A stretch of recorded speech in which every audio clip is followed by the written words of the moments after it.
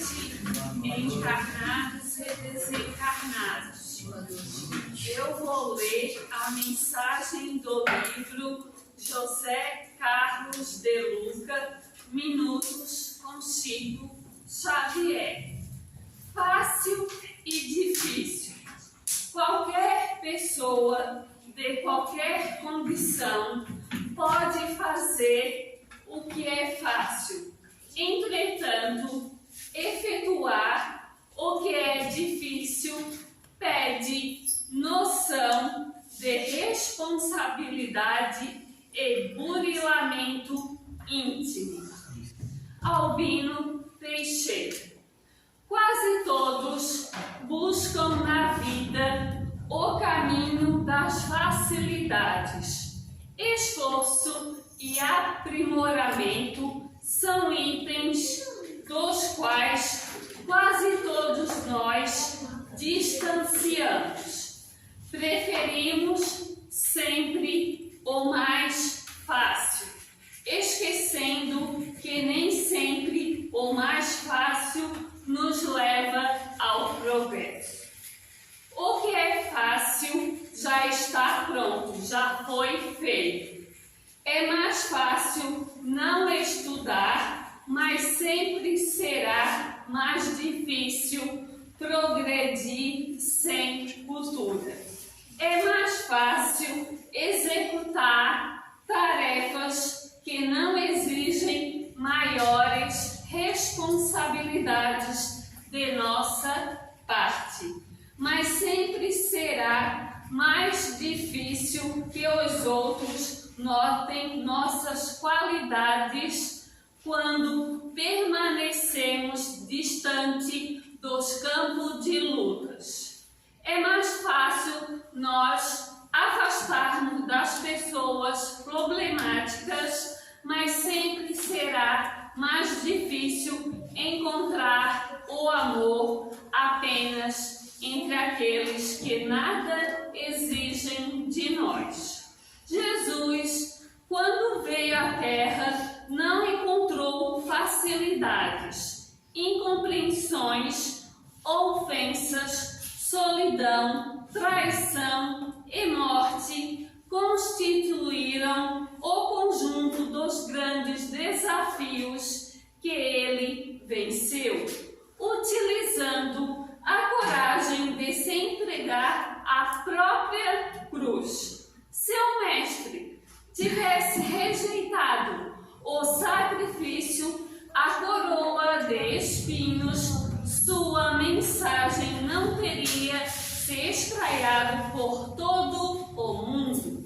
Se você não transpuser os obstáculos de sua vida, enfrentando-os corajosamente, ninguém saberá o quão valoroso você é. Obrigada a todos.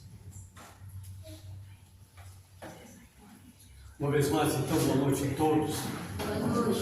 Todos sejam muito bem-vindos a esta casa de orações, onde com certeza cada qual traz consigo um recado, um pedido de prece e assim por diante.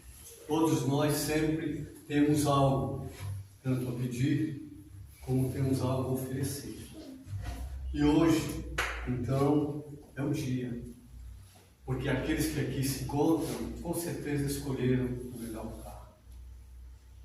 Porque, se tratando de um final de semana, uma chuva, aqueles que conseguiram estar aqui, com certeza vão ser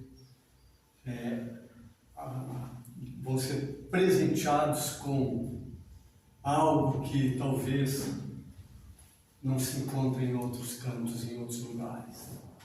Então, meus irmãos, vamos nesse instante fechar nossos olhos. Vamos elevar o nosso pensamento a Deus e agradecer. Agradecer por poder estar aqui, poder estar vivo, poder estar junto com a família. E desta forma, em agradecimento a tudo que recebemos do nosso Pai Celestial, dizemos assim: Pai nosso que estás nos céus, Santificado seja o vosso nome, venha a nós o vosso reino, seja feita a vossa vontade, assim na terra como nos céus.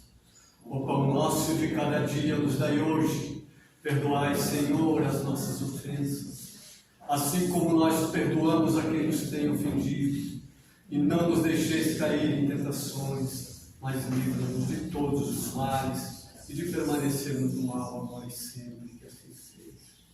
Desta forma, então, agradecemos o grupo espiritual que atua nesta casa, ao nosso mentor da casa, do Neves, a Maria de Nazaré, nossa Mãe Celestial, e também ao nosso irmão Luiz, que vem lá no portal hoje nos fazer a fala. Luiz, seja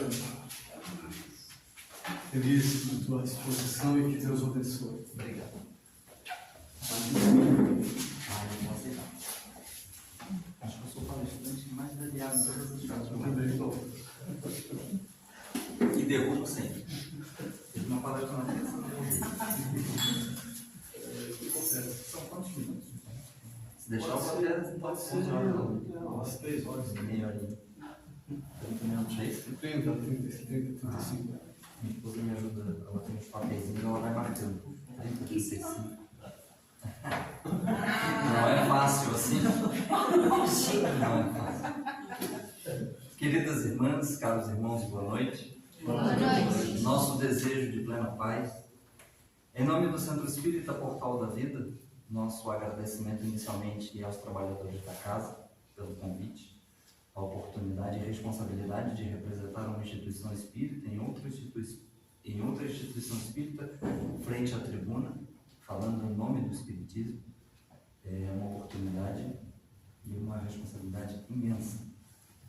Rogo a espiritualidade que trabalha nesta casa, como diz André Luiz, missionários da luz, obreiros da vida eterna, no desenvolvimento, na clareza das ideias, do nosso trabalho, como já defendi em outras oportunidades. Estive aqui na última vez em junho, na oportunidade falando sobre processos obsessivos, e certamente no início da exposição defendi a tese, que sempre defendo em todos os trabalhos, que é um trabalho coletivo, da casa, na recepção, nos preparativos, na abertura, na estrutura física, nas informações, na recepção, do expositor, a fundamentação teórica, a apresentação de um tema, de um conceito, a pesquisa, a parte teórica, mas a assembleia que fica inicialmente de forma passiva, sentada no banco, nas cadeiras, também faz um trabalho cognitivo, de reflexão,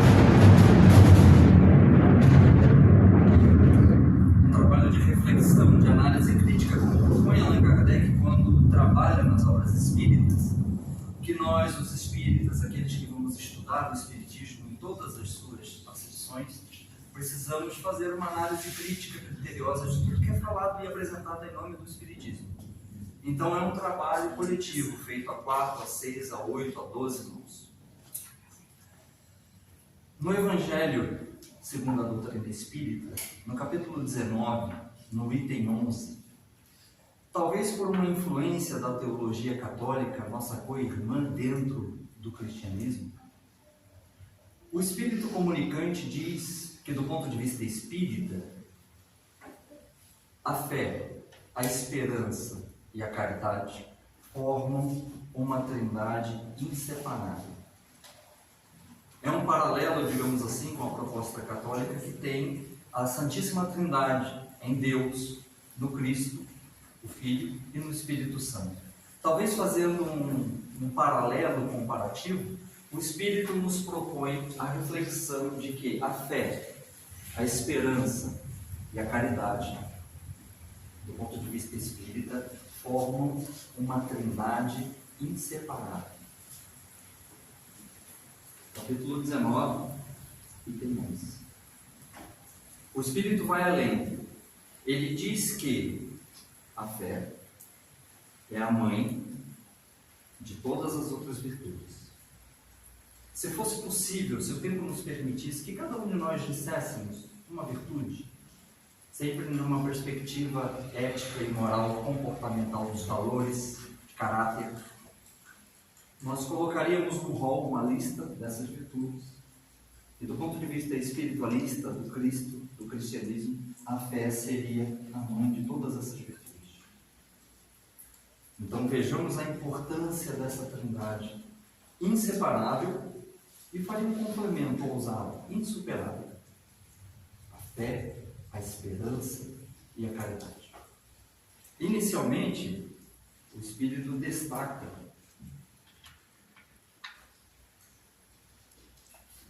que a fé é a mãe das virtudes. Então, a primeira análise que a gente precisa fazer é sobre a fé.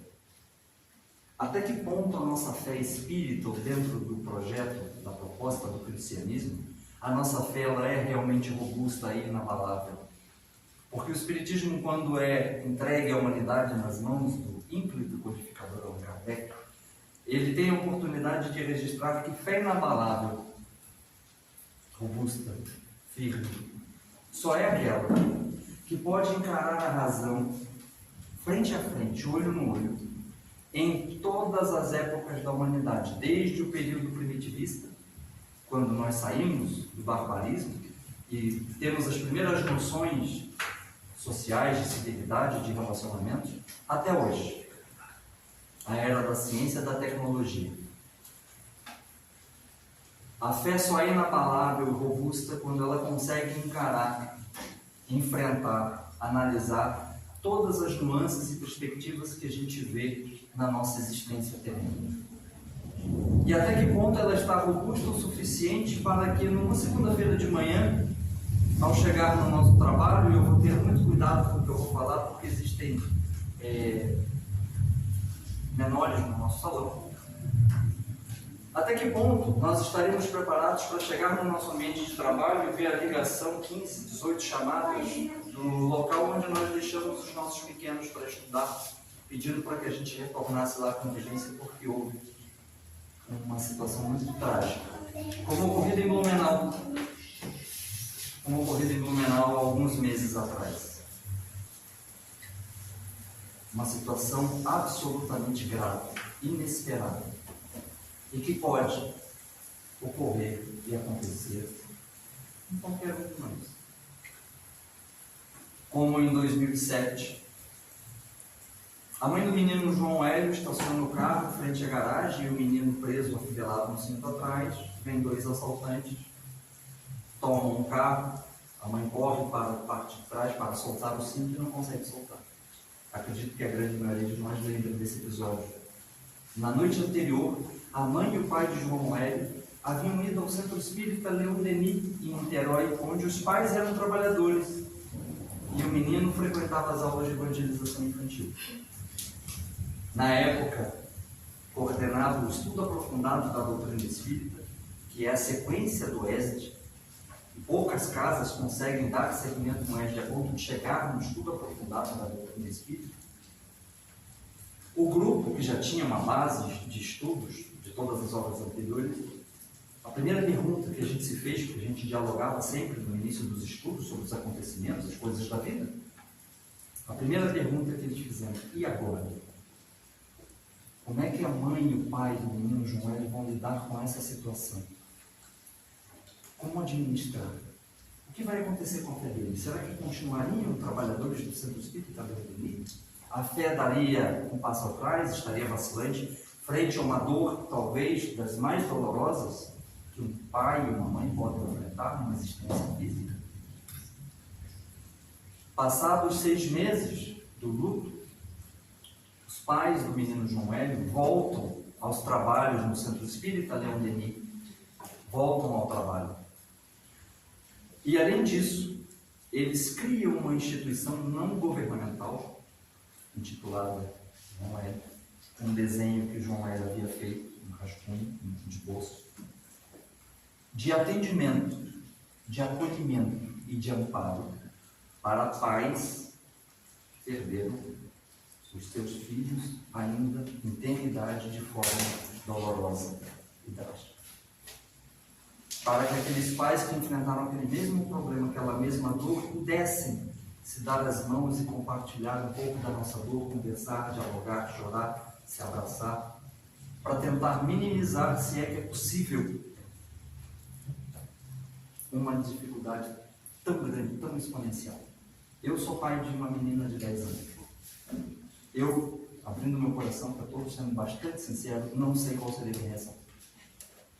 Confesso que não sei. Espero nunca saber ser colocado à prova neste nível de provação, de expiação, de dor. Não sei qual seria a minha reação.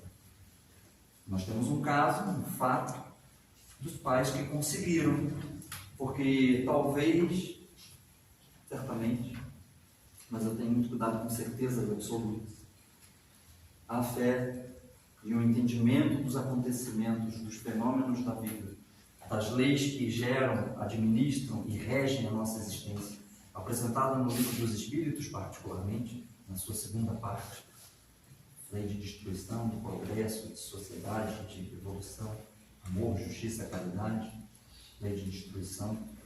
O entendimento desse mecanismo das provas, das expiações, certamente lhes trouxe um amparo para o enfrentamento de uma prova com P maiúsculo. Não sem razão, o Livro dos Espíritos, na sua primeira questão, primeiro item, primeiro objeto de estudo da doutrina espírita, primeiro tema, tratado, estudado. Deus. Na questão número 1.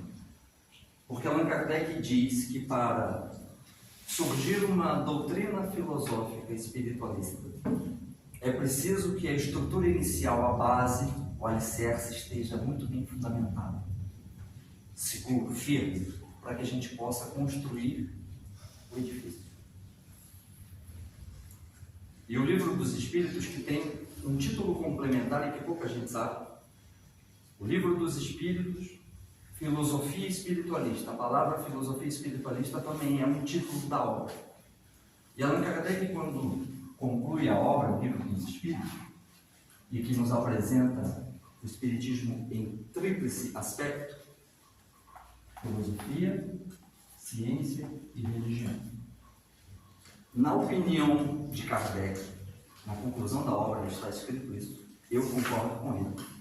A força da doutrina espírita, o seu diferencial estratégico, diríamos assim, está na sua filosofia, no desdobramento, no equacionamento das dores, das aflições humanas, na perspectiva espírita. Porque do ponto de vista religioso, o nosso Evangelho é um compêndio de citações dos evangelistas, que está também na Bíblia. Do ponto de vista científico, ciência propriamente dita, ou só conhecimento puro, não transforma ninguém em ser melhor, mais virtuoso ou de caráter. O conhecimento precisa estar direcionado. Existem cientistas que salvam vidas. Existem cientistas que trabalham nas clínicas de aborto clandestino. O conhecimento científico é o mesmo. A aplicabilidade é diferente. Vai de acordo com o caráter, com os valores, com os interesses ou a ausência dele.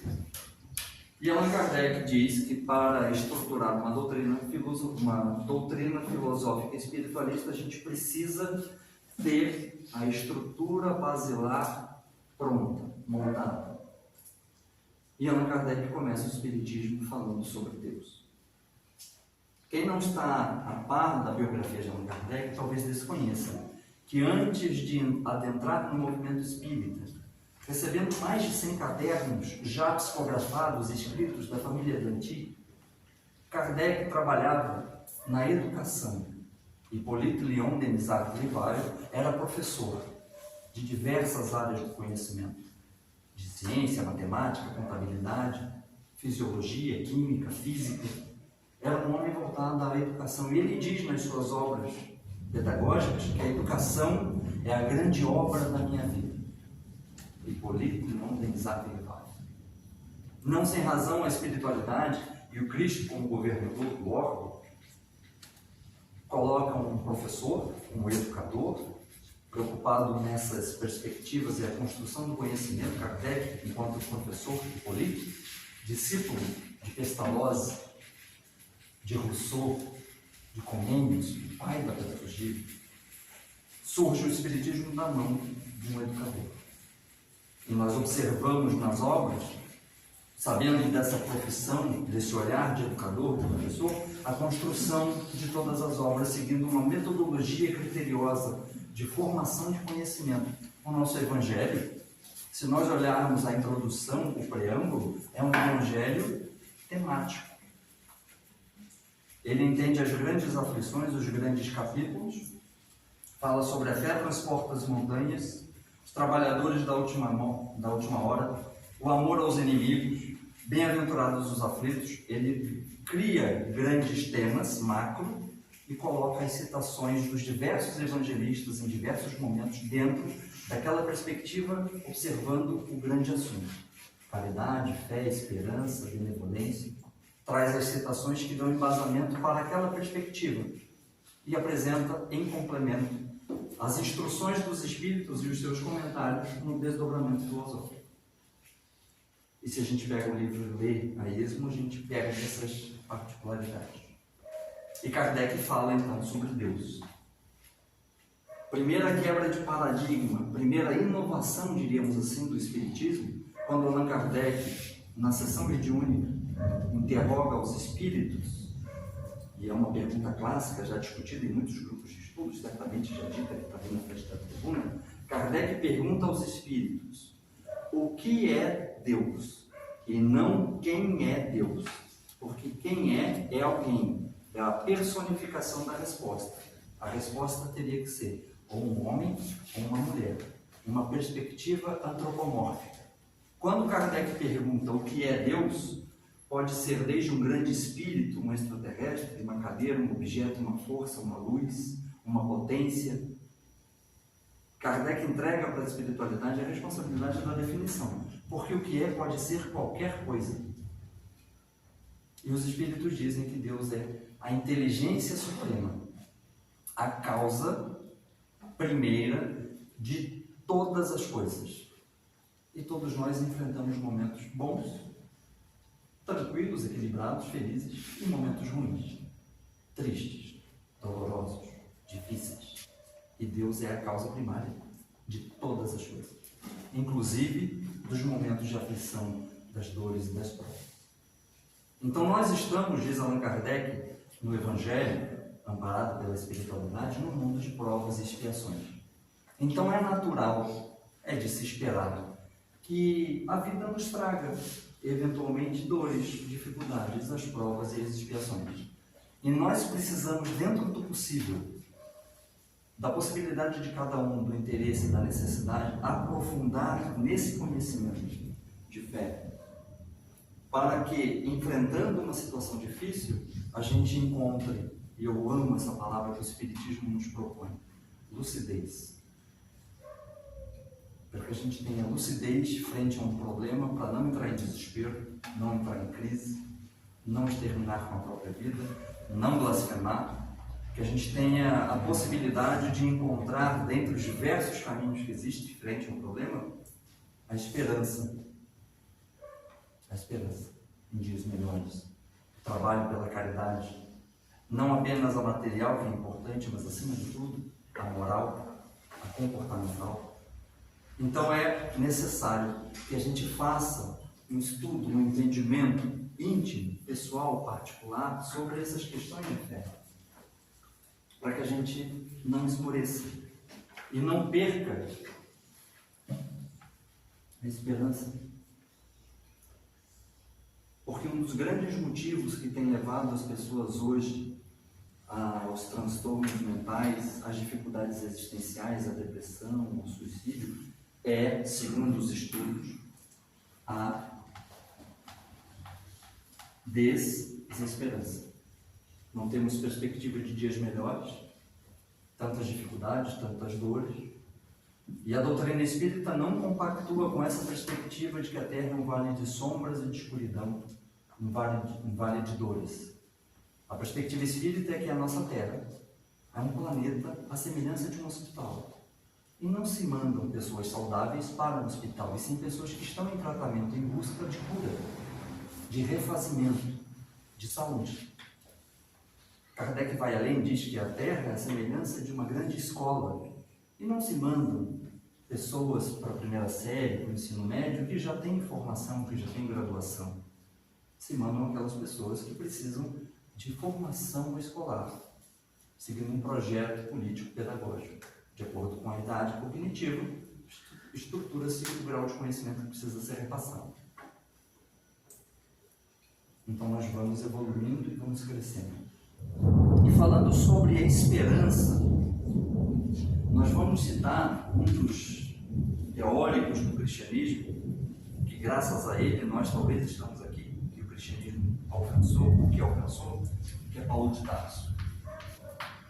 50% dos escritos que nós temos sobre a vida, sobre a obra de Jesus, vem das mãos únicas de Paulo de Tarso. Convertido, perseguidor dos cristãos no momento, tem um autoencontro com Cristo, converte-se e segue com Cristo. O amor cobre uma multidão de pecados. E Paulo de Tarso diz em Tessalonicenses 5, item 8, tendo por capacete a esperança na salvação. Tendo por capacete a esperança na salvação.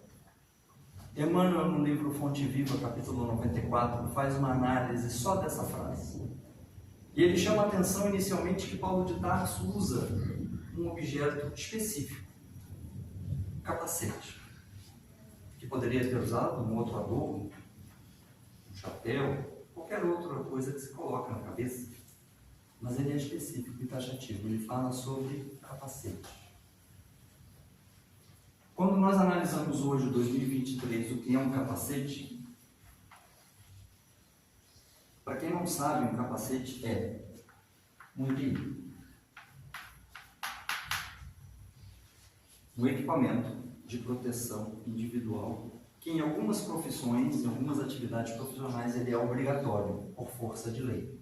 Se o profissional ou se a empresa não usa ou não disponibiliza, a empresa pode ser fechada, multada e o profissional pode ser demitido por justa causa. Por exemplo, eu trabalho num grupo de restaurantes. Nós temos diversos EPIs que são obrigatórios. E eu sou auditor do grupo. Quando eu entro, normalmente nas cozinhas, eles podem para colocar as luvas, os aventais, a croque, chegou o auditor, o X9, o informante da empresa. O objetivo não é esse, o objetivo é proteger, porque o EPI é para proteção individual. Manipulando pescados, eu preciso estar com luva, eu preciso estar com equipamento, senão posso ter um acidente grave. E Paulo de Tarso fala sobre o EPI, que na época não tinha esse nome, mas o capacete tem a sua função até hoje de proteção do nosso crânio, da nossa cabeça, de traumas, de acidentes e de pancadas. E ele fala que o capacete é a esperança. Ou numa outra análise inversa, que a esperança é o nosso capacete, protegendo a nossa mente, o nosso pensamento, do desânimo, da desesperança, do abatimento, da melancolia.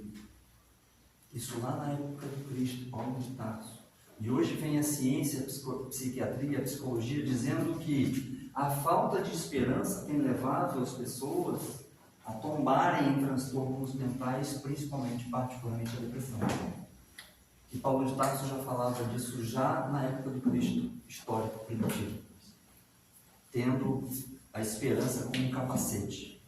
Porque é muito difícil, diante dos problemas e das aflições, levantar todo dia sem esperança em dias melhores, abatido, vencido, com uma sensação e uma percepção de derrota, de que nada vai melhorar e tudo é cinza e tudo é triste.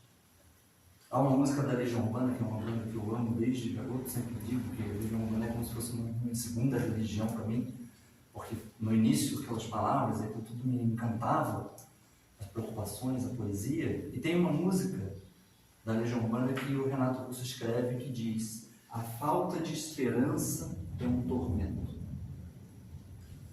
Música Clarice, obra póstuma após o seu desencarne em 96. A falta de esperança é um tormento. E nós precisamos educar a nossa mente para a construção da esperança em dias melhores, mas de uma forma ativa, de uma forma construtiva. E uma das possibilidades, ou uma das ferramentas que a gente pode empregar, e todos nós, o cuidado com o acesso, o volume e a qualidade de informações que a gente recebe. Porque talvez a gente não esteja bem, a gente não esteja num bom momento da saúde mental, a gente esteja triste, melancólico, abatido, preocupado, tenso, ansioso.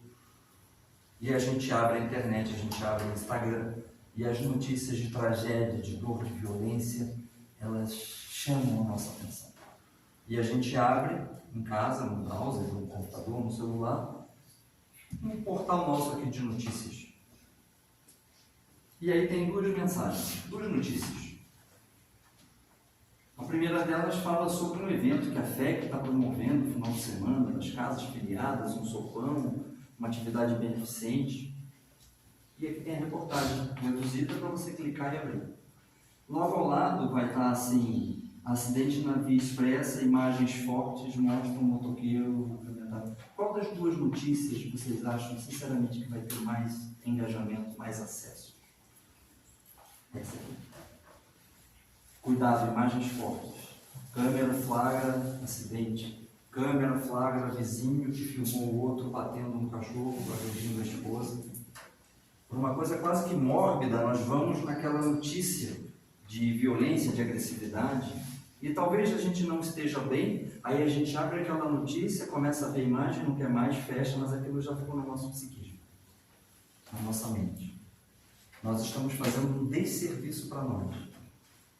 Pessoas que se acidentam, pessoas que passam morbidamente filmando, e essas imagens circulam pelo WhatsApp. As pessoas querem mostrar uma coisa sem sentido. Passa a não ter sentido se fosse o nosso filho, o nosso irmão, o nosso amigo. Eu pedi para que todo mundo apagasse, não acessasse aquilo, porque imagina uma mãe, um irmão, um amigo, alguém que a gente gosta numa situação como essa. Então é preciso cuidar da nossa esperança em dias melhores, primeiro qualificando aquilo que chega até nós. Se a gente não tem interesse nessa reportagem, tudo bem, é de direito. Mas cuidado com o que a gente seleciona. E se a gente for nos grandes portais G1, Globo, os grandes, Terra, UOL, se a gente for lá embaixo e ver as mais lidas, por ordem são esporte, sexo, violência, fofoca e futebol. Pode olhar, vai ter a primeira reportagem, a segunda. Essa semana só se falou e só se leu nos grandes portais da Larissa Manoela, que denunciou os pais. As pessoas querem saber das fofocas dos artistas, para saber que os problemas não são só na nossa casa, também dos outros. E se tiver alguma informação ali de perspectiva moral, ecológica, informativa, cultural, ela não vai aparecer nas mais acessadas, porque não vende, não gera conteúdo. E a gente mina a nossa saúde mental. Cuidado com o que a gente busca, com o que a gente lê, com o que a gente assiste.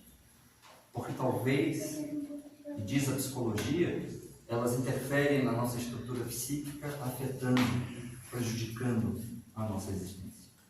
Lembremos de Paulo de Tarso, que lá na época do cristianismo já falava sobre isso. Tendo como capacete um EPI, um escudo, a esperança para o enfrentamento das dificuldades, para dias melhores, para que a gente saia dessa situação em que nós nos encontramos, ainda no mundo de provas e expiações. E a maravilha da doutrina espírita, aliada à ciência e ao cristianismo primitivo. Diz Paulo de Tarso que nós temos que ter a esperança na salvação. O que diz a doutrina espírita, na questão 886, que é desdobrada numa frase que muitos santos espíritas que eu sou chamado a fazer exposições têm pintadas nas fachadas, nas paredes. Fora da caridade não há salvação. Fora da caridade não há salvação. Se nós temos esperança na salvação, o caminho é invariavelmente a caridade. Mas o que é caridade? Qual o sentido da palavra caridade do ponto de vista espírita? Questão 886. Na questão 625, quando Allan Kardec e a espiritualidade trabalham valores, qualidades morais, éticas, comportamentais, os espíritos informam a Kardec que nós temos um modelo e um guia, que se chama Jesus. Questão 625.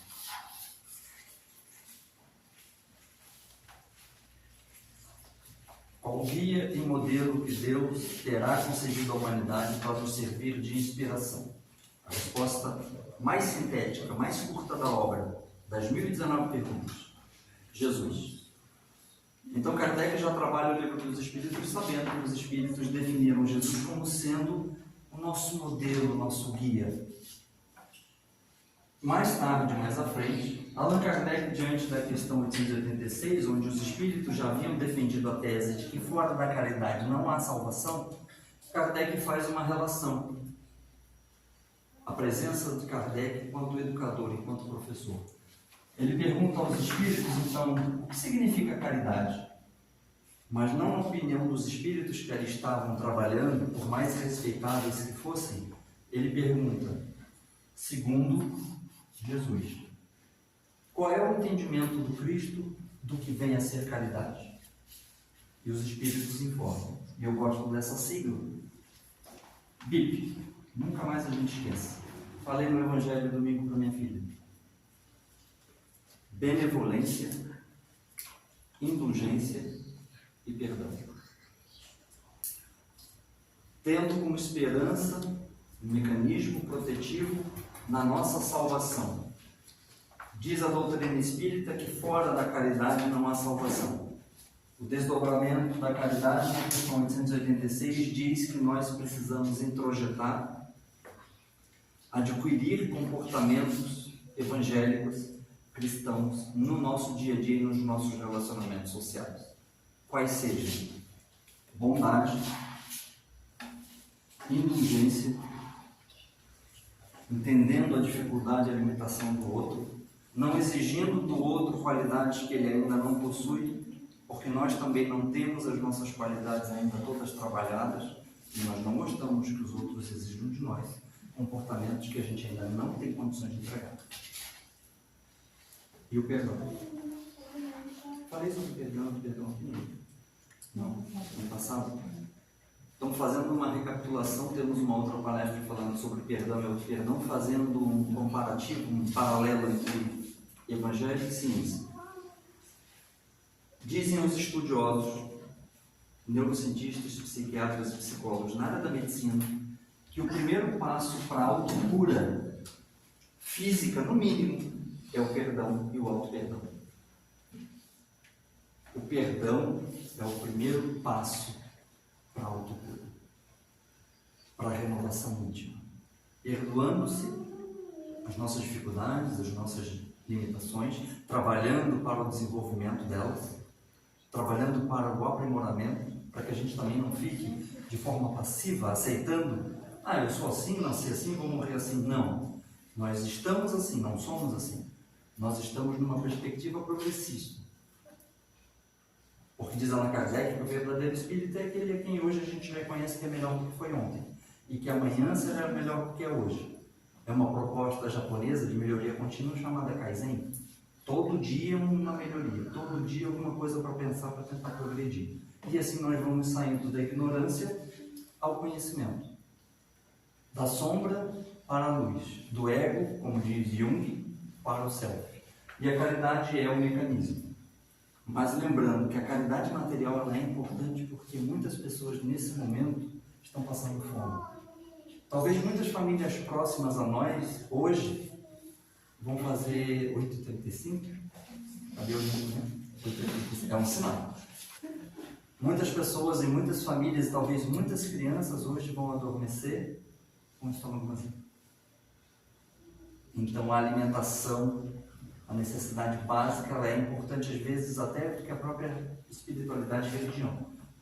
Como o Chico Xavier certa vez foi advertido por Emmanuel, primeiro fazemos o trabalho assistencial, Porque não podemos falar de evangelho com pessoas que estão passando fome.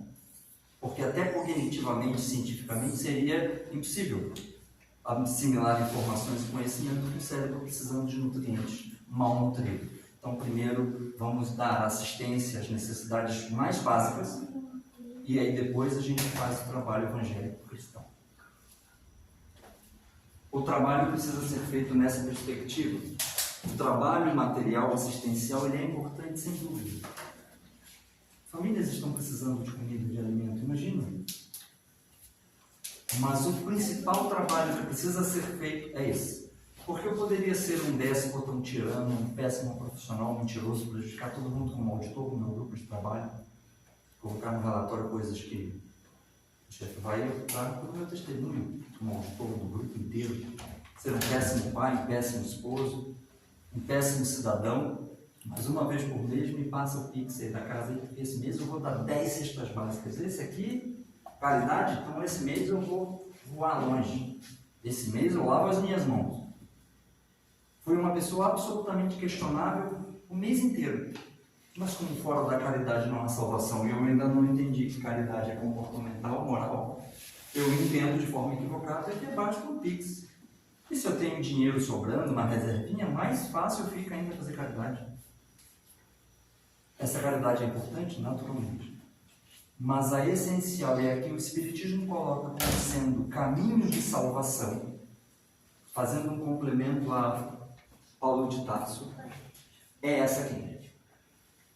É adotarmos postura de benevolência, tentarmos ser cada dia um pouco melhores, bondosos, misericordiosos, benevolentes.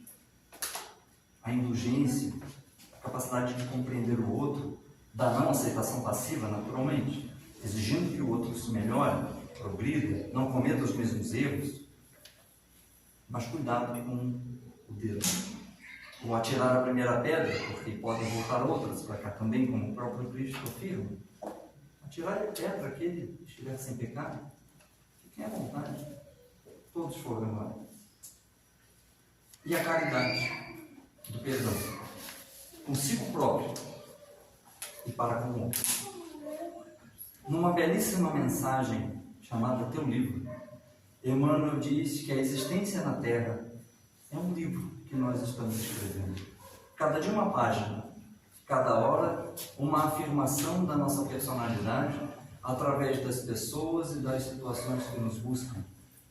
Que não devemos desprezar a oportunidade de criar uma história de amor em torno do nosso nome. As boas obras são frases de luz que nós endereçamos à humanidade inteira. Vive, pois, com Cristo na intimidade do teu, do nosso coração, e o livro da nossa vida transformar-se-á num poema de felicidade e num tesouro de bênçãos.